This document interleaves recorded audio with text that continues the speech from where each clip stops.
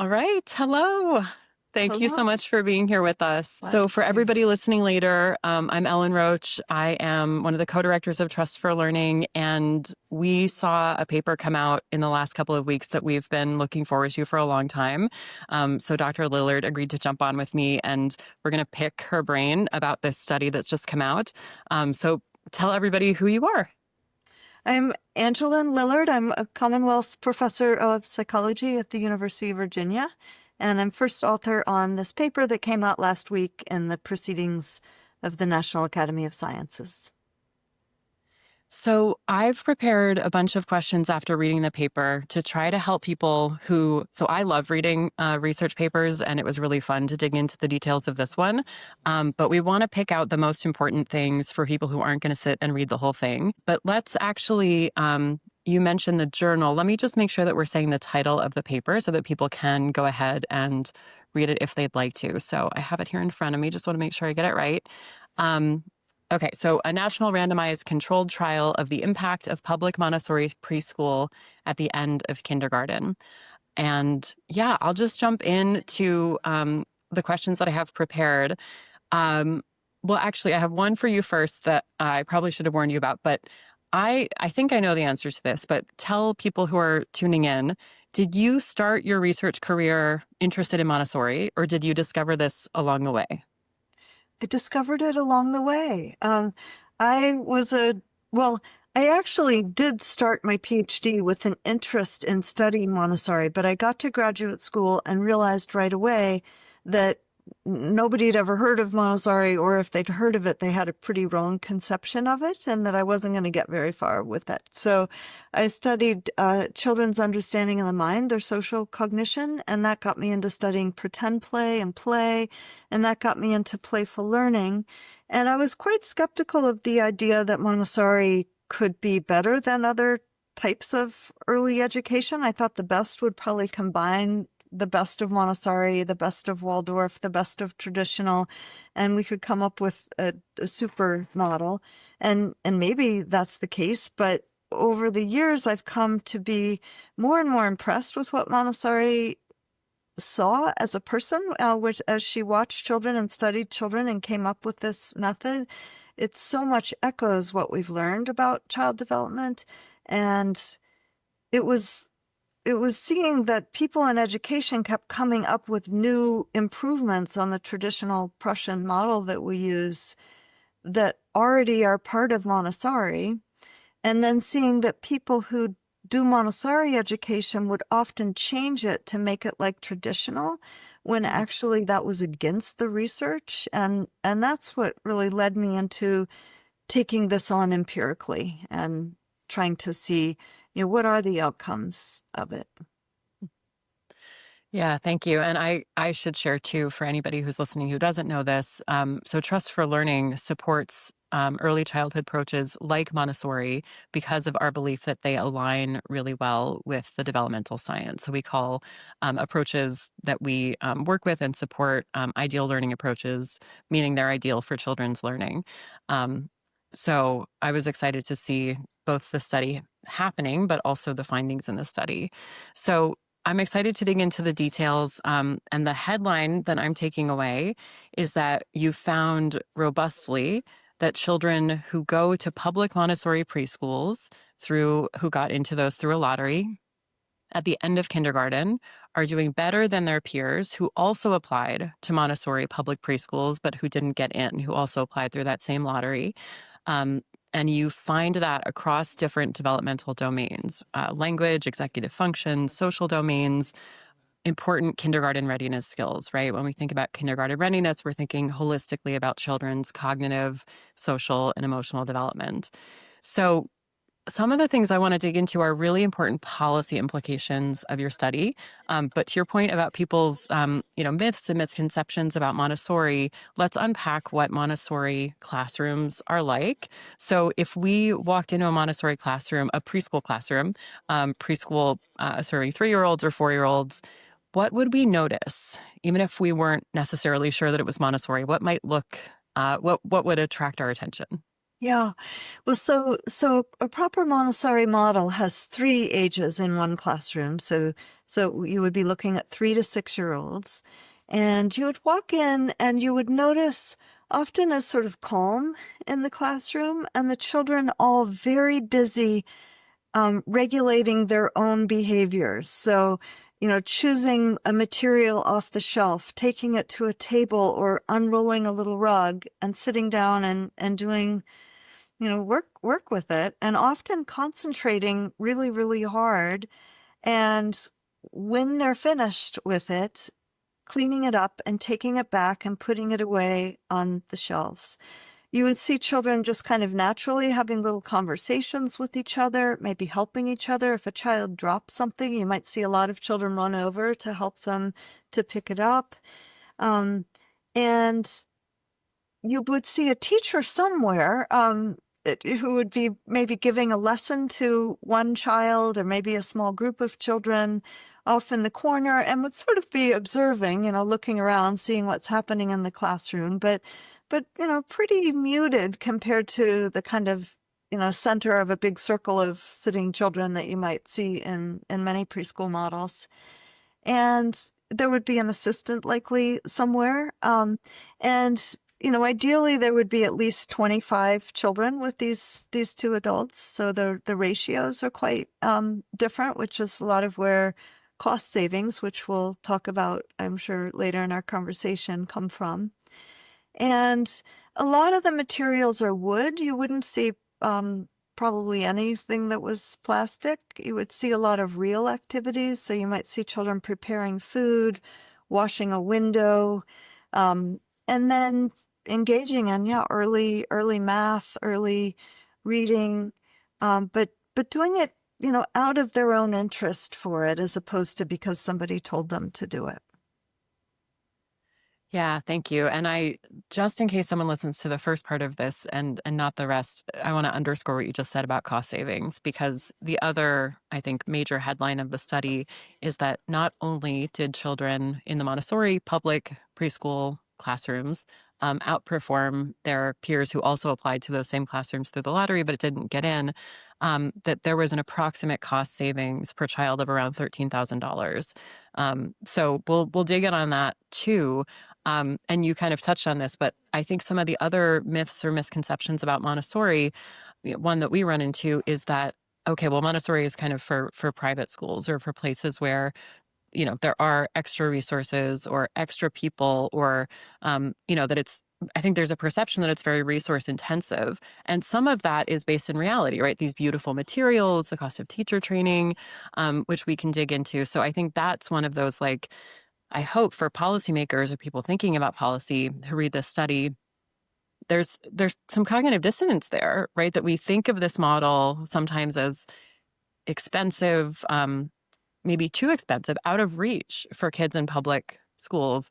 But that's not what you all found. So I know we'll dig into those details, but you want to say anything else about that now? Just this sense or this myth or this belief that, Montessori is in private schools where people have more freedom. It's not really for public schools. These are public preschool classrooms that you all were in. Right. And my last check with the National Center for Montessori in the public sector, there were over 600 public Montessori schools in the United States. Only about half of them have programs that start at PK3. Some of them start later, but the true Montessori environment should have 3 to 6 year olds in one classroom. And what the cost analysis that was conducted by my collaborators at the American Institutes of Research, who are all co-authors and have been right there throughout this project, they did a cost analysis where they interviewed school administrators, and they used information on teacher surveys that said, for example, what the ratios were in the classrooms, how many children per adult.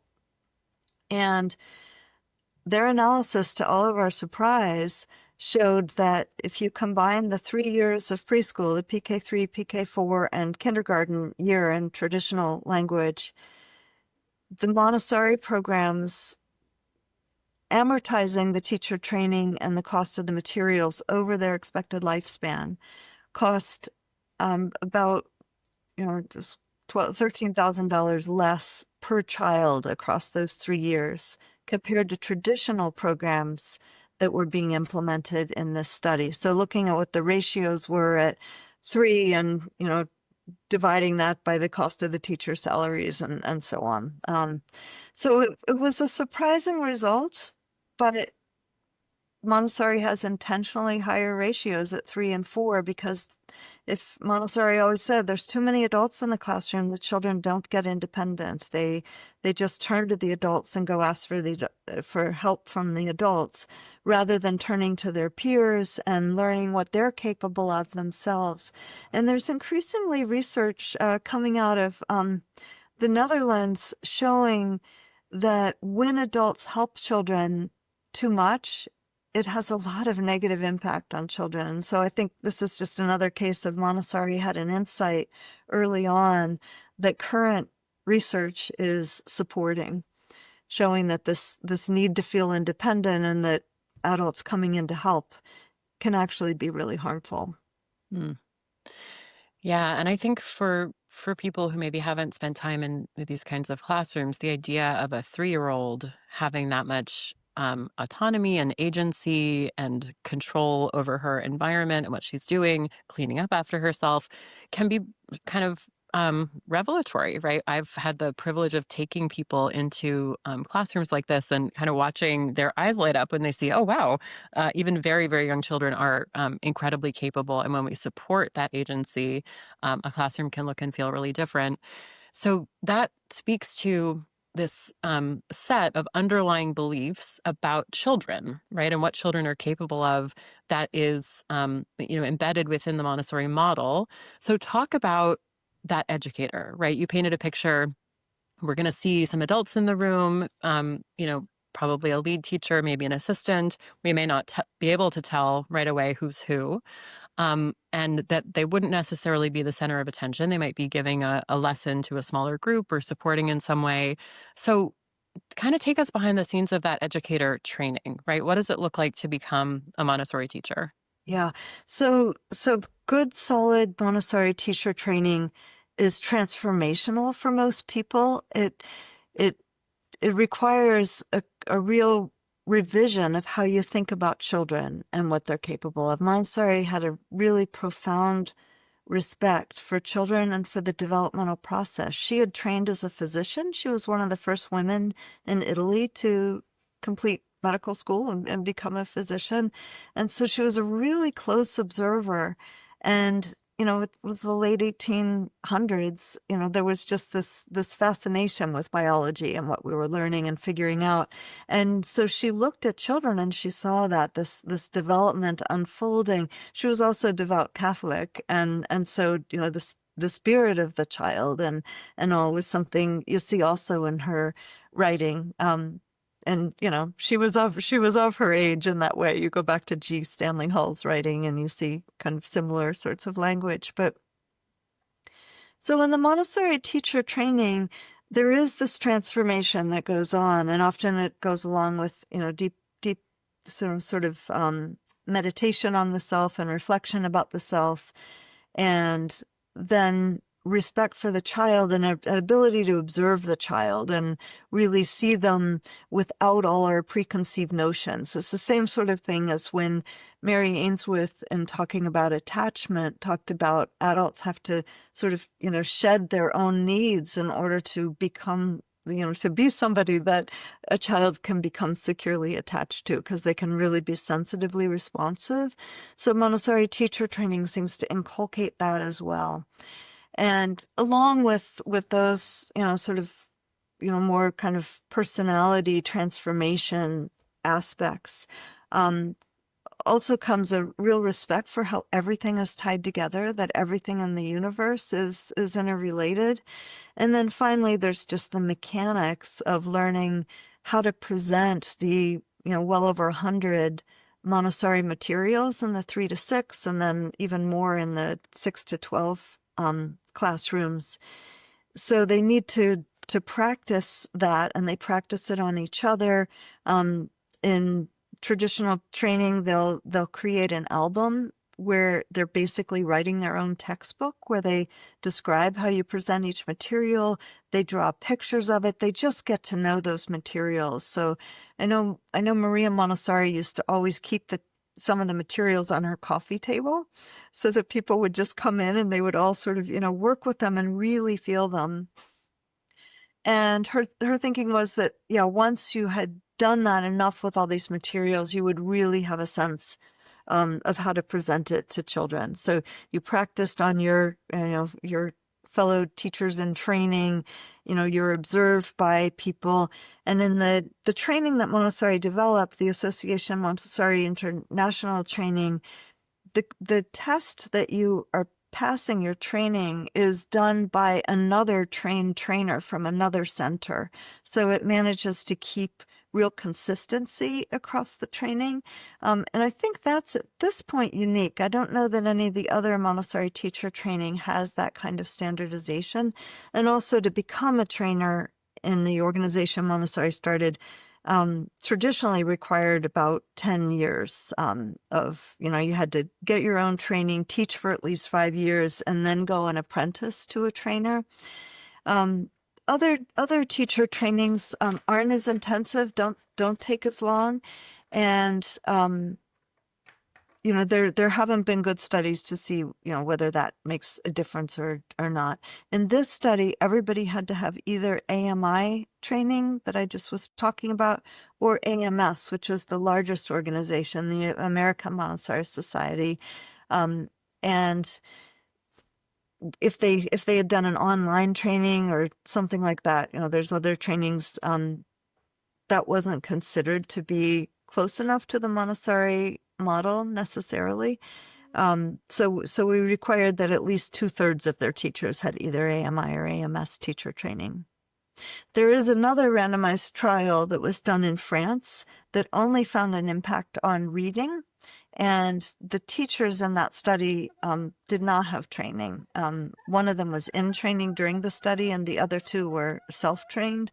And I think it's possible that that's the reason that study didn't find the same array of findings that we did, but still found better reading despite the teachers not having training. I'll just reflect back a couple of things that I heard.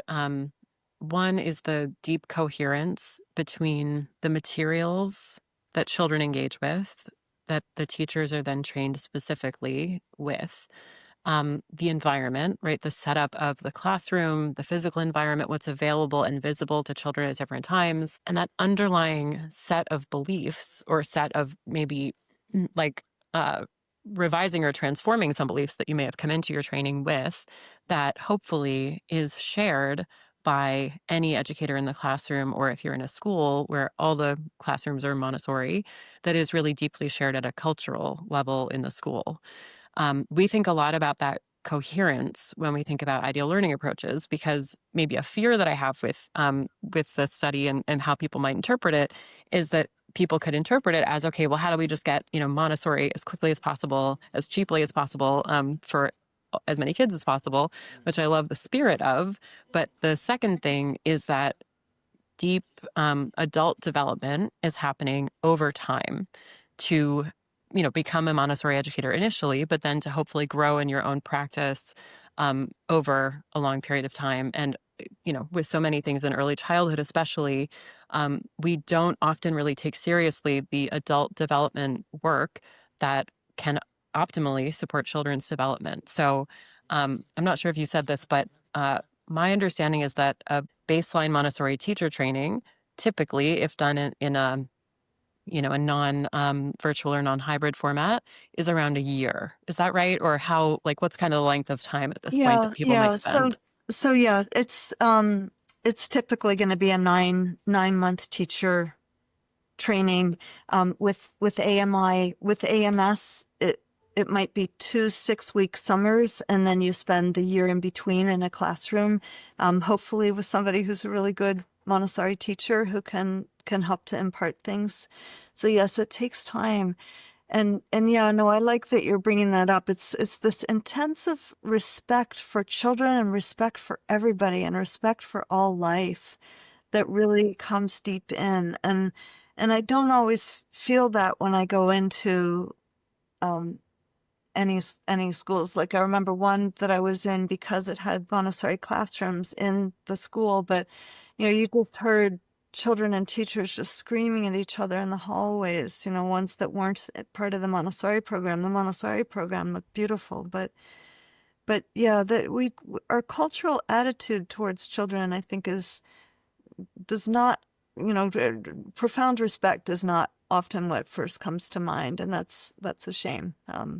Montessori does have really profound respect, and it does take a good year, and then still you can really use some helps, some guidance. So I think, we're looking into doing research on, what kind of coaching models help teachers the most, you know, opportunities for teachers to get together with other teachers and explore what they're doing. That's helpful no matter what your teaching model, but certainly having ongoing support for Montessori teachers is particularly important because it's a different model, because a lot of people didn't have it, and because you're working in a system that was set up to do something else often.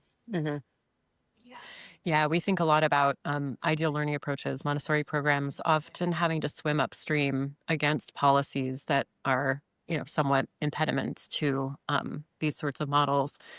Part of why I'm unpacking and highlighting these things so much is I think for anybody who comes across this recording for whom Montessori is either maybe in that more mythological realm or maybe not familiar, that your finding of cost savings is so much more like interesting given that there are these deep and meaningful upfront costs typically of training an educator or initially training an educator and of buying really high quality materials that are going to last. And so I hope people can wrestle with that, right? With what I think we've hoped that, if we invest deeply, that it's a sustainable investment. So that's sort of how I'm interpreting that finding. But we Mhm. didn't save money because these schools were like cutting costs and cutting corners and let's be efficient. We saved money by investing deeply is how I'm reading it. But does Right. that feel like a fair? Yes, and then, if you've set things up right, the fact that you're able to have more 3 and 4-year-olds per teacher than you can in the traditional model, because the 5-year-olds have been in that classroom since they were 3, and now they're the leaders, and they're able to really help the others along. So, yeah, that's really important to remember. And the other thing is that we didn't see better outcomes until the kindergarten year. And so I think, a lot of times we want a quick fix. We want to see it right away. Well, things look totally flat at 3. The children were the same at baseline. They were the same at the end of PK3. They were the same at the end of PK4. And Arnold Ventures, we're so happy, came in and helped to support us to get the kindergarten year data because the IES funding had run out because of a false start before COVID. And it was crucial because that's when we saw the outcomes. And that's been the case in all the random Mhm. lottery studies. So, I had done 2 previously. They weren't as strong of models as this one. They were only 1 or 2 schools, for example. And the lottery work wasn't as rigid as this one. This one was really, really rigorous. Um, and and also the one that was done in France, which was really true random assignment study, not just a lottery study. Um, all of them found better reading. And then the other 2 that I did, which were also true Montessori with trained teachers, also found better social understanding, better executive function. One of them that's tempered a little bit, but because it was just at age 4 and age 5, though there was still a big effect. It just wasn't significant because of a smaller number of children. So these are findings of seeing something at 5 that you probably didn't see at 3 and 4 are consistent across all these field studies of Montessori. And it's important too that these are field studies, that Mhm. 91% of field studies of school interventions find no results. There have only been 4 randomized controlled trials of Montessori preschool, so 3 to 6 programs, and they've all found positive results. So it's pretty phenomenal. Hmm. People should be paying attention. Yeah, thank you for highlighting that. And to set that backdrop even a little bit more for people tuning in, the evidence on efficacy of public preschool programs often finds an effect that you all did not find, this fade out effect. So can you kind of explain that? And then I want to reemphasize the findings around kids at age 5, and talk more about that sort of children as teachers and what it means to be a 5-year-old in a Montessori classroom. Okay. So yes, this is something that the reviewers and the editor of this article, Greg Duncan, who's very well known and respected in early childhood work, wanted us to really emphasize that we had a really unusual pattern. So the typical pattern is that you put in an intervention at PK3, PK4, and you see immediate results at the end of it. But then by a year later, often there's nothing. It just fades out. And what we saw, we saw nothing at PK3. We saw nothing at PK4. We saw it at kindergarten. And the intervention here is considered in an intention to treat model. The intervention was simply winning the lottery to get in at PK3. So this is well after the intervention that we saw an effect. So whether that continues on to third grade is really our next question. And we have money to collect the test scores of some of the children. Then we're really hoping we can raise a bit more money so we can do live testing then, because our thinking is that it's really important to look at how social skills and executive function and all develop over time, that Montessori children, for the ones who stay in Montessori, they're not used to taking the kinds of standardized tests. And so while typically they'll still do better on the reading tests, there's often a dip in how well they do on the math tests, which I think is more about format than understanding, that they're not used to this format. But if you give them different math tests that really get at deep conceptual understanding, there's research suggesting that they would do better on that. But that requires us going in and directly testing children rather than just looking at the standardized math Hmm. test scores. Hmm. Yeah, well, that gets into my last prepared question, which is, hopefully as you are able to secure additional funding to continue following these children, in the coming years, what else, or maybe in a dream world, if you could redo the study or, look at additional things as children move through elementary school, what else would you love to look at if budget were no barrier? Well, I would love to know, of course, what happens to these children moving on. We're also really interested in the teachers and what's enabling teachers to do as they do.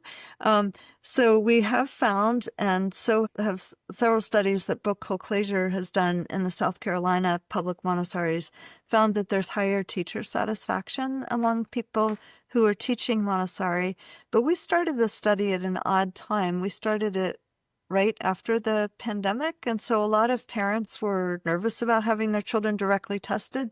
So we didn't have nearly the buy-in that we would have liked to have had of parents being willing to have their children in the study. If I had it to do over again, first I wouldn't do it right after the pandemic, because we also don't know how that might have changed the Mm-hmm. classrooms. Probably the 5-year-olds weren't as helpful as they would be in a normal time when they had been in the classroom for the prior years. But so we would love to be able to do it again without the pandemic being right there. We have found in some early looks, and we'll be trying to get this written up to publish soon, that fidelity did matter, that children who, by some of our fidelity measures, and we took several of them in the PK3 year, were in classrooms that seemed to be operating better. Also, that was correlated with doing even better on say the Woodcock-Johnson letter word and applied problems tests, which by the way, that was another kind of a trend in 3 of the 4 different ways that we look at the data in the study. math was also a trend towards doing better. So it was, reading was better, short-term memory was better, social understanding was better, executive function was better, pretty much any way that you looked at it. But math was better 3 out of 4 ways of looking at it, just not significantly, but trending to be better. I'm going to ask a little bit of a detailed question on the many analyses that you all did to ensure that these results are going to hold water. So I read the whole paper and I kept noticing, right, you kept mentioning an appendix where you tested, double checked something and tested something again. So by my read, you have robustly tested these findings to make sure that there couldn't be some other thing explaining it. But you also did an analysis of subgroups of children to see if there were differences in how children were responding to the intervention based on socioeconomic status, which was very reassuring. So can you just briefly talk through what you found there? Yeah, so David Loeb, who's at the University of Pennsylvania, did many of these analyses, and all of them actually, so really deserves the credit on this. One of the findings was when he looked at gender as a moderator and income as a moderator and race as a moderator, there were no significant findings by race, but boys were particularly strongly impacted by Montessori. So girls were also positively impacted, but it especially had an impact on boys. We feel a little gentle about this because, we didn't have power to really say it so very strongly, but it did appear that boys were especially impacted. And one might think, that could partly be because of what happens to boys in traditional kindergarten programs these days. They're more and more required to sit and listen to a teacher, as Daphne Basek and others research has shown. The kindergarten is the new first grade, so it could be particularly hard on them. But that's a fairly unusual finding. Most studies haven't reported gender differences, although some that were done in the 70s also saw boys being particularly impacted over time.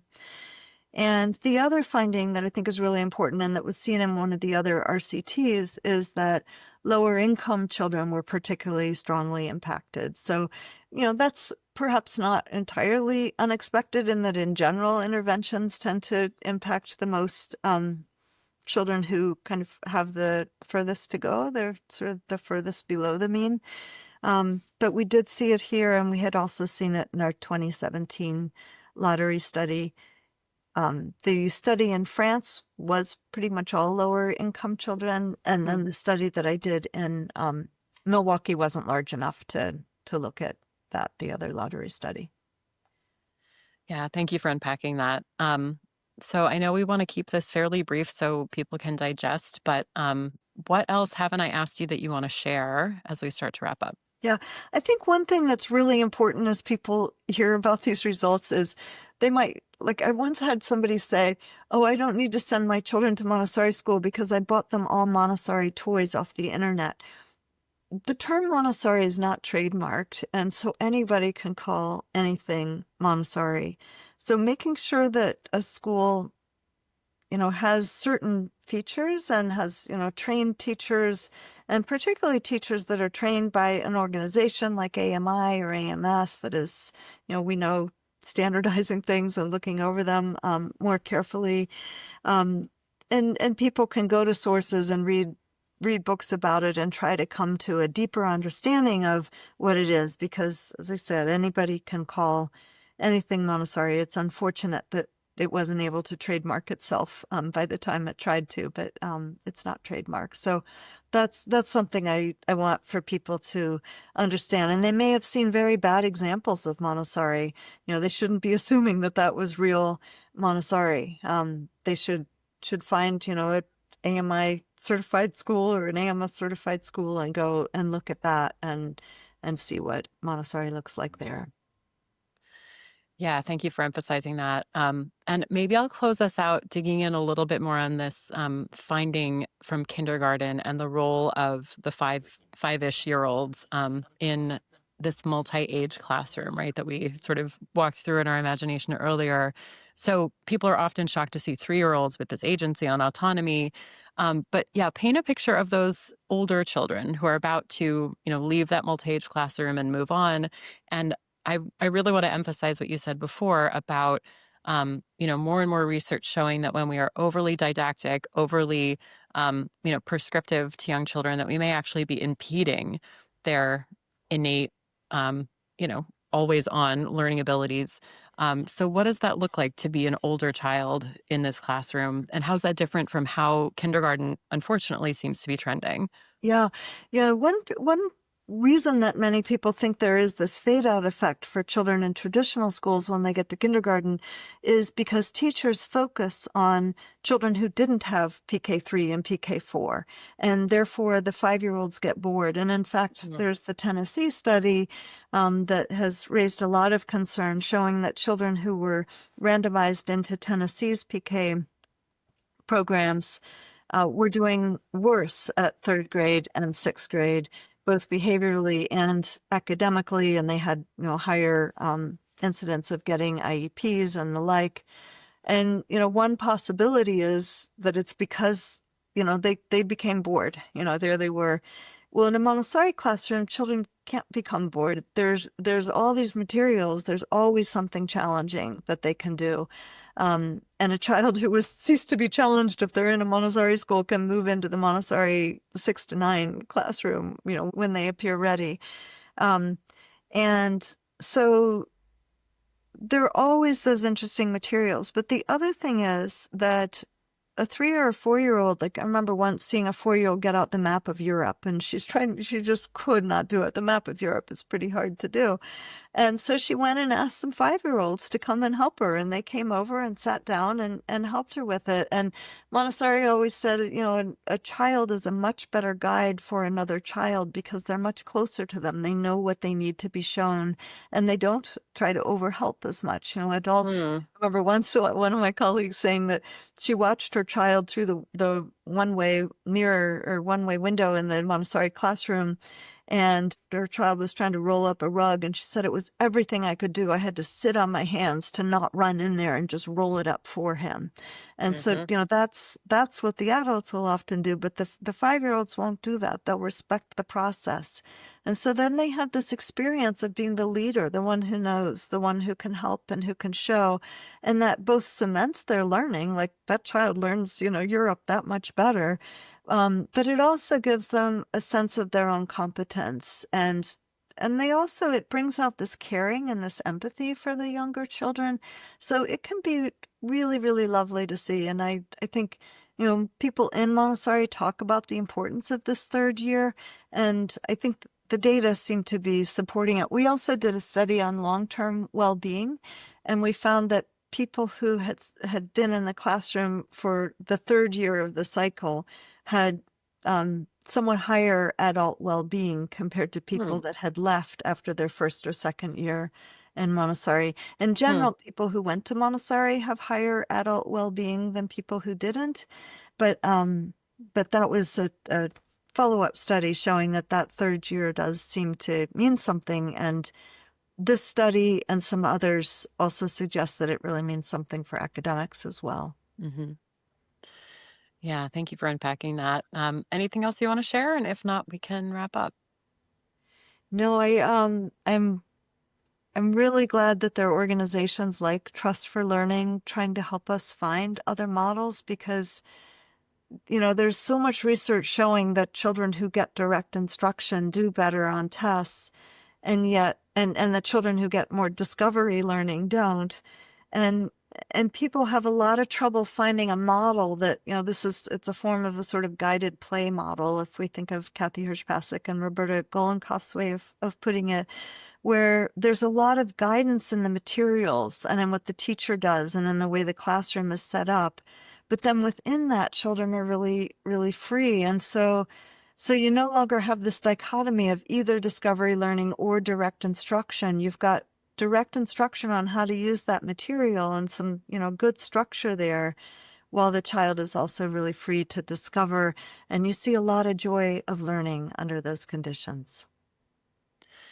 Yeah, thank you. I really loved how you all opened the paper by sort of laying out that dichotomy and transcending it, right? And saying we don't have to just believe that we have to swing back and forth between a sort of free for all or a highly structured, highly prescriptive, scripted kind of curriculum.